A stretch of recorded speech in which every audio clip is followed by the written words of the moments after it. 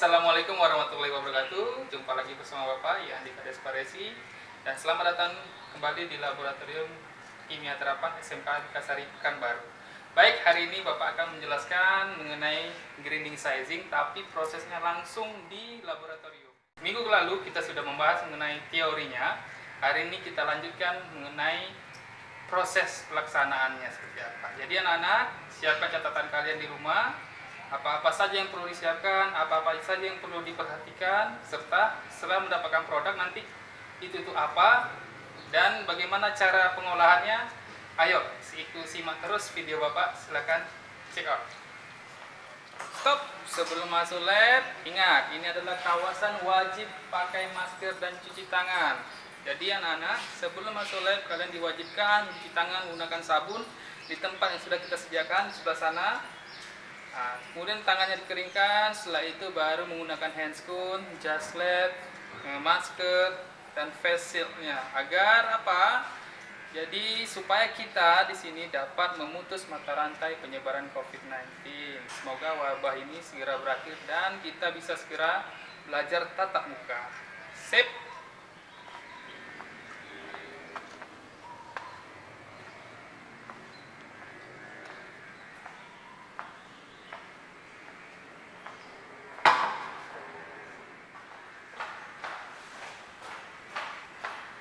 Oke anak-anak, kita sudah sampai di peralatan grinding unit. Ini dia alat grinding unit. Nah, dari teori yang kita pelajari kemarin ada beberapa jenis grinding ya.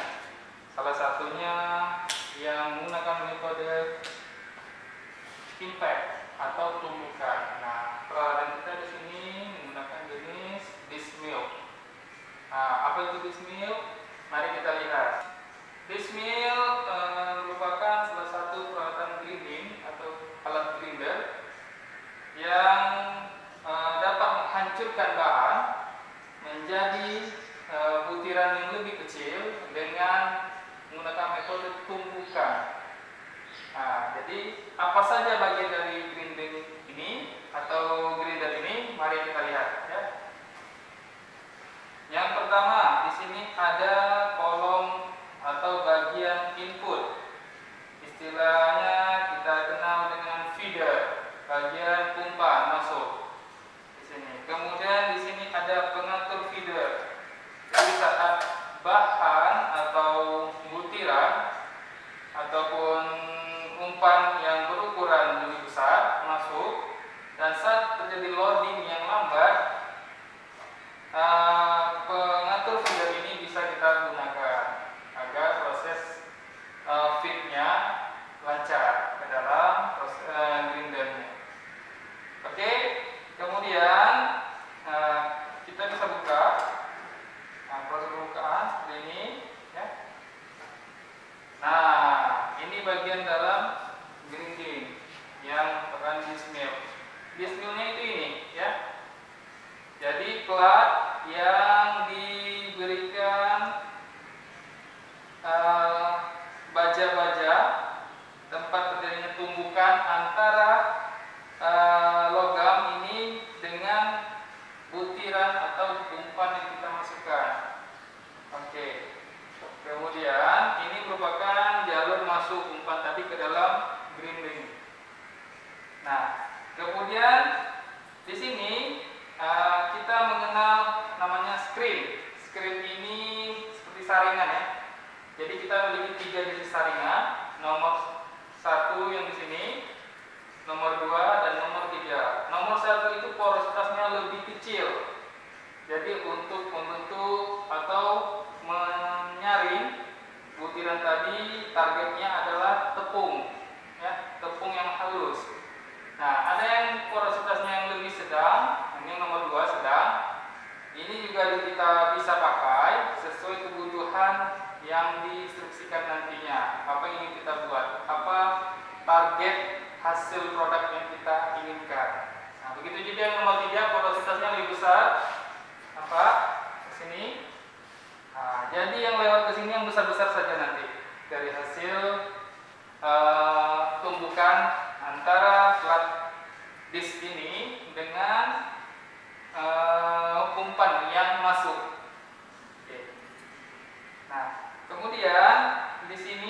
ada namanya outlet keluaran produk. Jadi kita mengenal dengan outlet produk saja.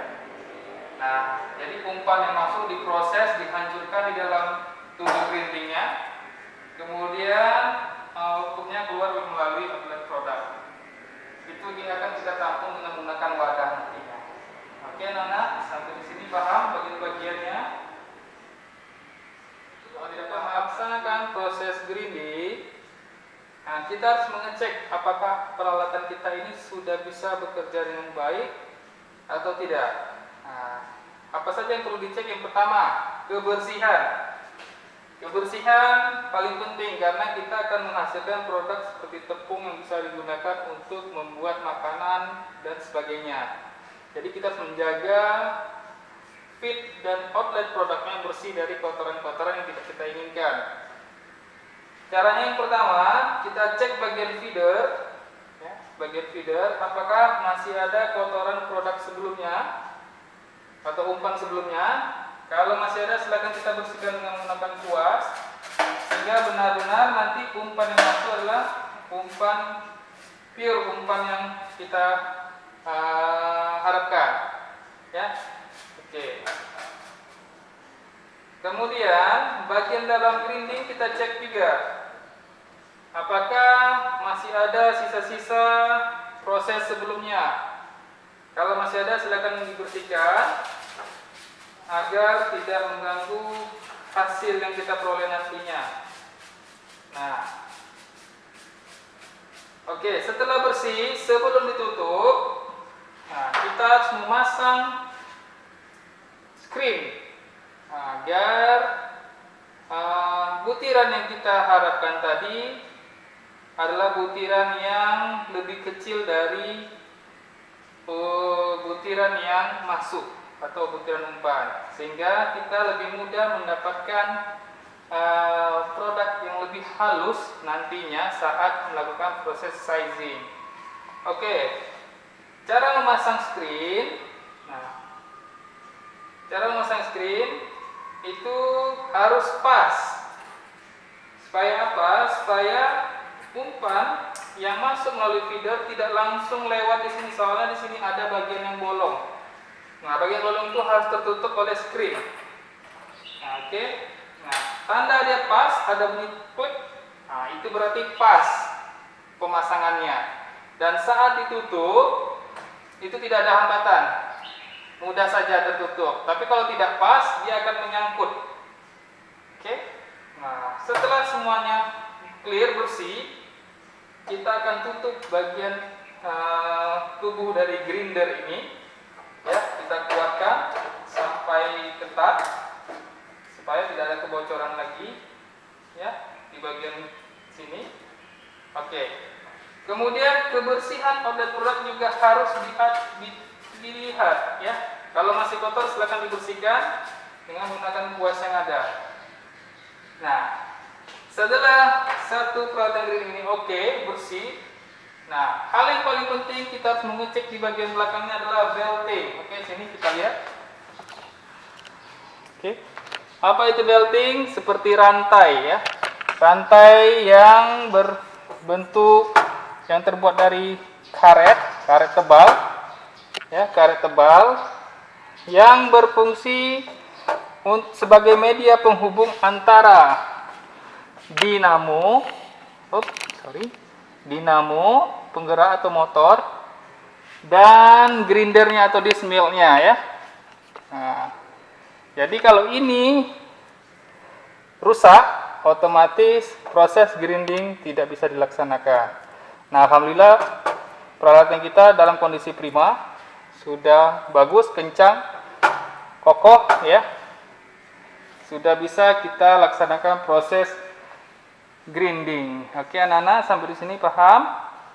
Kita akan masuk ke tahap selanjutnya, yaitu melaksanakan proses grindingnya. Oke, anak-anak, tahapan selanjutnya adalah melaksanakan proses grindingnya. Oke, pastikan outlet produk sudah terpasang. Dalam hal ini kita menggunakan plastik penampung, ya. Bahan sudah disiapkan.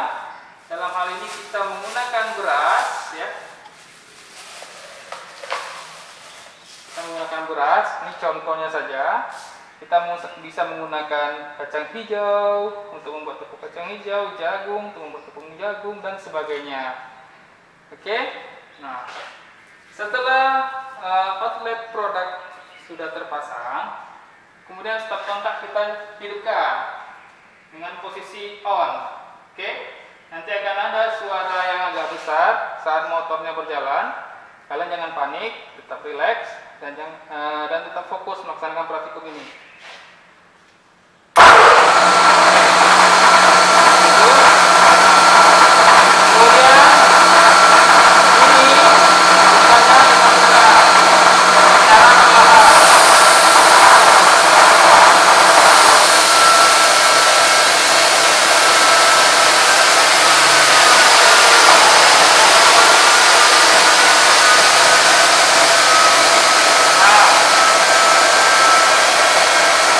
Pastikan tidak ada lagi produk yang keluar, ya.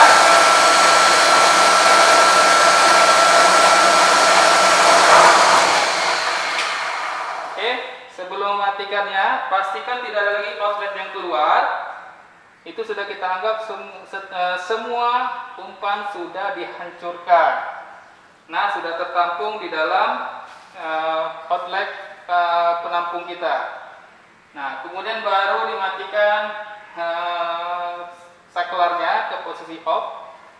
Nah, baik. Ini adalah hasil dari proses grinding. Kalian bisa lihat.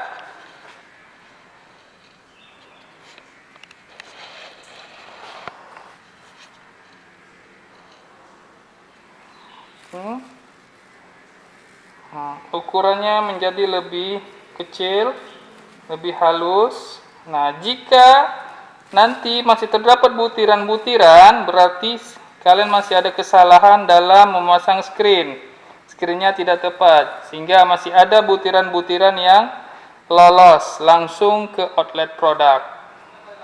Oke, lakukan shutdown-nya, kalian matikan. Tahapan akhirnya adalah pembersihan. Kalian bersihkan kembali seperti apa yang kita lakukan di awal tadi, di awal persiapan alat tadi. Nah, kita bersihkan di bagian feedernya, ya, jangan sampai ada kotoran, agar di praktikum berikutnya tinggal langsung pakai, ya. Nah, kemudian kita buka bagian grinding. Nah, di bagian ini harus kita bersihkan juga. Screennya kita lepas, oke, kita bersihkan, ya, supaya peralatan kita awet, ya, tahan lama. Jadi kita bersihkan dari debu-debu sisa-sisa proses grinding. Kemudian dicuci dan dibersihkan, dikeringkan. Setelah itu kita letakkan di tempatnya. Kemudian di bagian disknya kita bersihkan juga, ya, dari sisa-sisa proses grinding. Nah, seperti ini. Oke. Ya, peralatan kita bersih, ya. Nah, oke. Setelah itu bisa kita tutup. Kemudian kita kunci kembali. Kita bersihkan bagian luar dan bagian outlet produknya. Ya. Proses dan kita bersihkan meja kerja kita.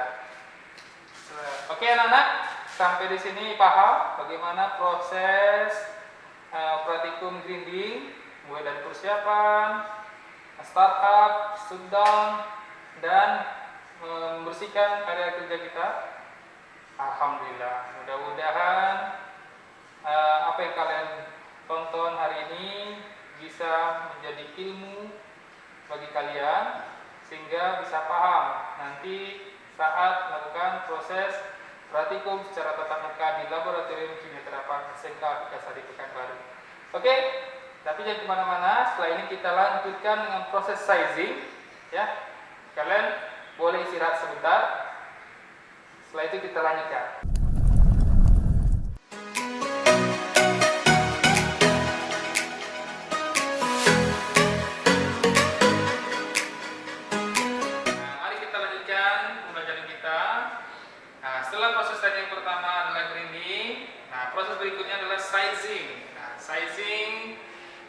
kita akan mengecilkan lagi ukurannya agar dapat produk yang lebih bagus lagi. Nah, yang lebih seragam lagi ukuran partikel dari butiran yang kita dapatkan. Nah, alhamdulillah di sekolah kita sudah memiliki peralatan yaitu Shift Seeker Electric. Artinya ayakan yang bergetar, bergoyang dengan bantuan listrik. Ya, di sini peralatan kita sudah dilengkapi dengan timer. Jadi kita bisa setting berapa lama kita melaksanakan proses sizing. Nah, apa saja peralatan-peralatan yang dibutuhkan dalam proses sizing? Yang pertama, jelas Shift Seeker elektriknya. Yang kedua adalah ayakannya sendiri. Oke, ini bisa lihat. Ini ada ayakan. Komposisinya pertama ada tutup ayakan, tutup sizingnya ya, agar wadah nanti setelah kita masukkan ke dalam ayakan tidak tumpah. Kemudian ayakan itu sendiri. Nah, alhamdulillah kita memiliki 4 ukuran mulai dari 80 mesh sampai 120 mesh. Nah, untuk tutorial kali ini atau praktik kali ini kita menggunakan 2 jenis ukuran. Yang pertama 80 mesh. Nah, kalian bisa lihat nanti ya di sininya ada keterangan 80 mesh. Ya, apa itu 80 mesh? Nah, betul sekali. Nanti kalian cari tahu. Ya, oke. Nah, kemudian di bagian akhirnya ada wadah penampungnya. Wadah penampungnya.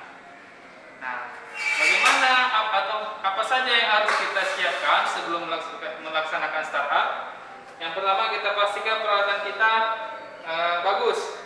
Ya, nah, di sini ada tempat ayakannya, ya. Ini adalah pengaman dari ayakan yang kita pakai. Nanti kita menggunakan alat bantu yaitu tang, ya. Tangnya sudah ada di sini di rak ini untuk menguatkan sebelum kita laksanakan proses sizingnya.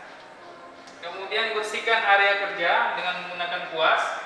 Ya, jika masih ada kotor di bagian kerja kita atau di peralatan kita, silakan dibersihkan dulu karena kebersihan sebagian dari iman.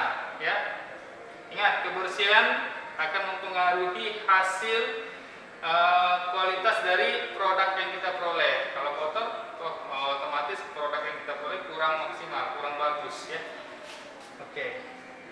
Nah, setelah itu setelah kita cek semua peralatan yang dibutuhkan ada dan siap dipakai, baru kita laksanakan startup sizingnya. Bagaimana startup sizingnya? Oke, yuk kita ikuti langkah-langkah berikut. Oke, baik. Setelah kita cek tadi peralatan sudah oke, kita siapkan bahan yang kita grinding tadi ini, ya, tepung, tapi belum rata sempurna butirannya. Nah, kita akan membuatnya menjadi ukuran yang lebih seragam. Kali ini kita akan menggunakan ayakan bertingkat, ya. Ini tergantung instruksi kerja saja, boleh 1 ayakan, boleh bertingkat. Nah, kali ini kita akan buat bertingkat. Ada yang 80 mesh paling atas, kemudian 120 di bagian bawah. Kemudian kita susun wadah penampungnya paling bawah sekali, ya. Nah, setelah itu bahan yang akan kita sizing tadi kita masukkan. Ya. Oke, seperti ini. Kemudian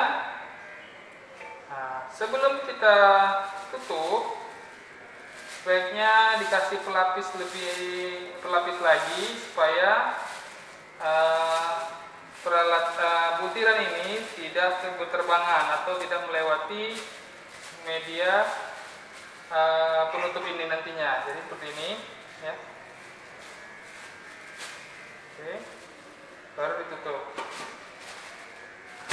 supaya lebih aman ya, lebih aman butiran yang kita ingin ayak. Oke, ya. Oke, baik. Setelah bahan yang diayak kita susun seperti ini di dalam ayakannya, ayakan bertingkat. Oke, kita masukkan ke wadah penampung ayakannya seperti ini. Kemudian kita atur pengaman ayakan, kita kunci. Ya, bisa ditarik saja. Oke.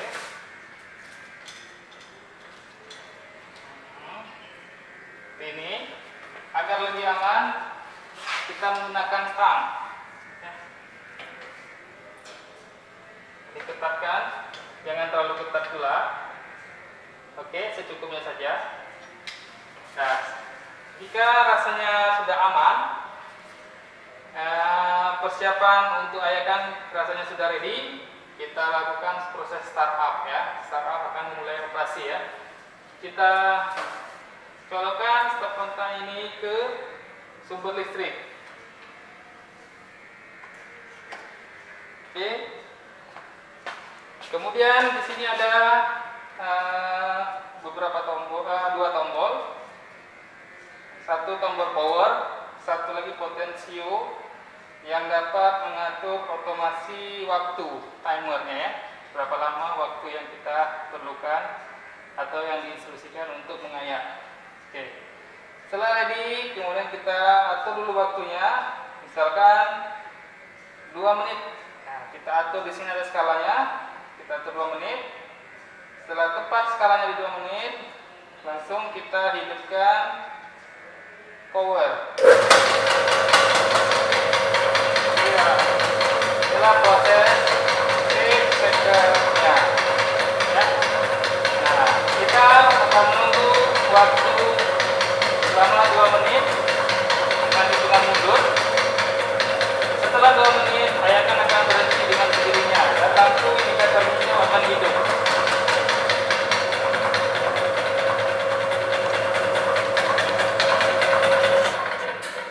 Nah, itu bisa kita lihat lampu indikatornya, mainnya hidup. Itu artinya waktu pengayakan secara otomatisnya selesai. Berarti proses sizing kita telah selesai. Setelah proses sizing selesai, ya, tombol power kita off-kan. Oke. Setelah itu kita buka ayakan dan kita lihat hasil yang kita peroleh. Oke, dengan menggunakan bantuan tang tadi, ini dia tang, ya. Kita buka. Oke.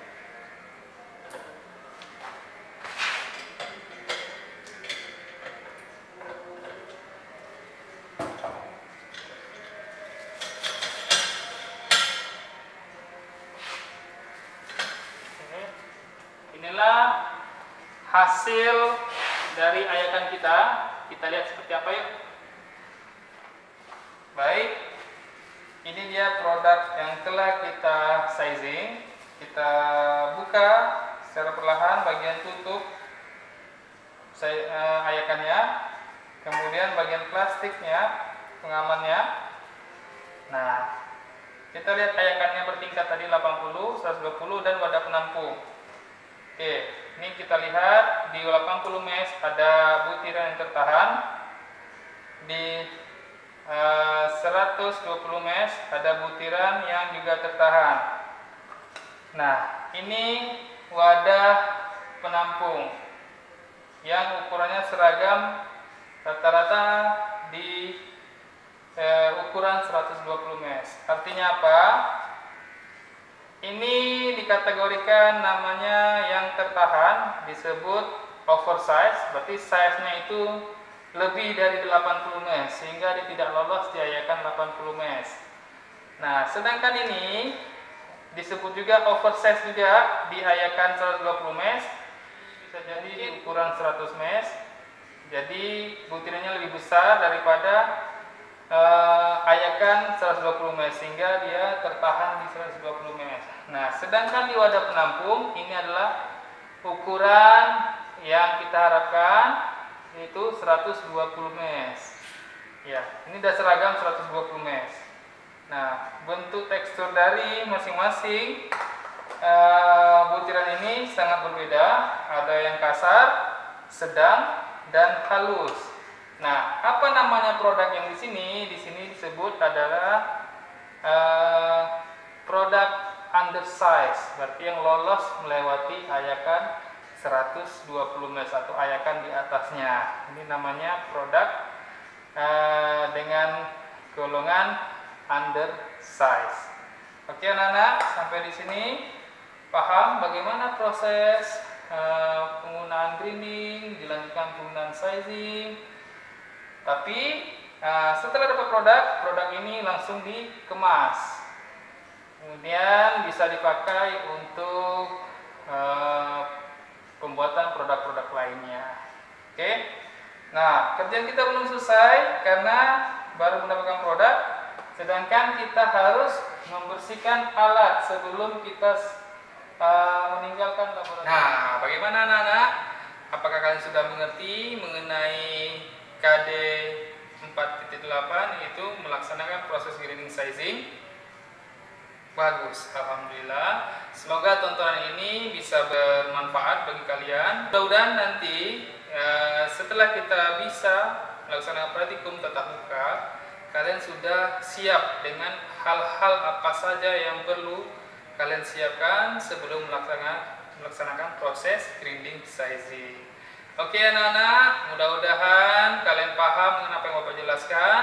Semoga ilmu yang kalian dapat menjadi berkah dan lama ingatnya di kalian. Kalau kalian masih bingung, silakan lagi ulang kembali video ini ya.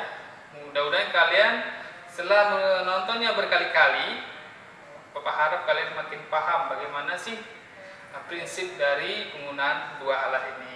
Cukup sekian video dari Bapak ya. Mudah-mudahan di lain kesempatan kita akan sambung lagi di alat yang lainnya. SMK bisa, SMK Farmasi Kasari, yes.